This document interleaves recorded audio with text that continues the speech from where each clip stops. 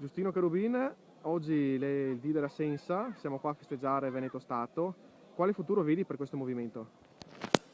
Ecco, oggi è una data storica per la Repubblica Veneta e credo che meglio di questa data per ripartire nel percorso dell'indipendenza non che sia.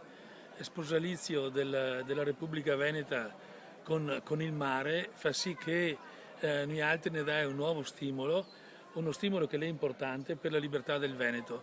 Mai come in questo momento il Veneto ha veramente bisogno di tornare a riappropriarsi della sua identità, della sua storia, della sua cultura. Non potremo più vedere gente, famiglie intere dei Veneti, come che mi è capitato l'altro giorno di vedere, che le ciappa su capi e canon e le va via, le va in Brasile piuttosto che in Argentina, perché qua non riesce più a farlo.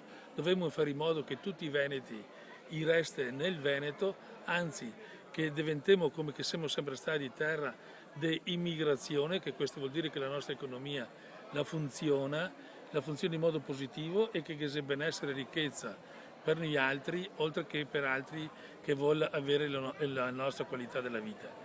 L'augurio è che Veneto Stato, adesso che si è anche ripulito un pochettino, e torna a essere grande come sicuramente nelle idee. Le persone le gase, ogni giorno si vede persone nuove che si avvicina e che domanda di iscriversi e pronti a lavorare.